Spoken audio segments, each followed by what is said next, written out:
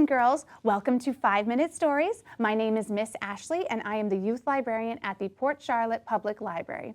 Today I have a lovely story to share with you. It is a Cherokee story and it's called The Magic Tree. And it goes long, long ago. There was a beautiful tall tree who was friends with a girl named Cloudless Sky. And Cloudless Sky loved her best friend Laughing Brook. This little girl and this little boy played together under the shade of the tree, and as they grew up together, they fell in love.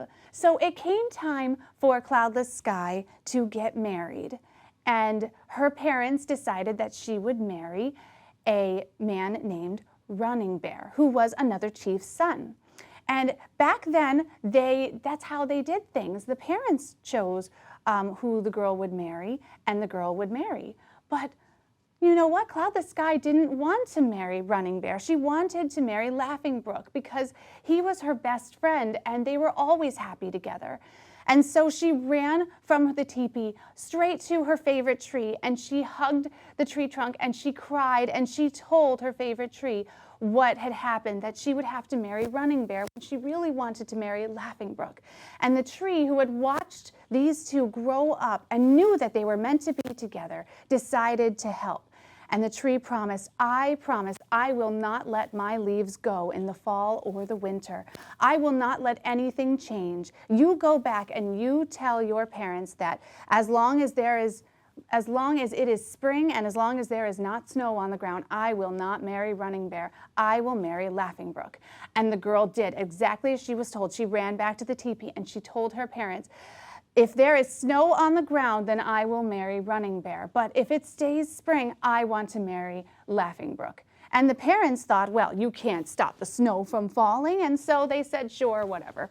Well, it turns out that the tree kept her promise. She worked all throughout the fall to hold on to her green leaves and to keep the grass underneath her trunk as green as possible. And throughout the fall, all the leaves around her changed into gold and brown and red and yellow and all beautiful colors, and hers stayed perfectly green. And then when the trees around her began to lose their leaves, she stayed full of green leaves, and the grass around her stayed empty of leaves.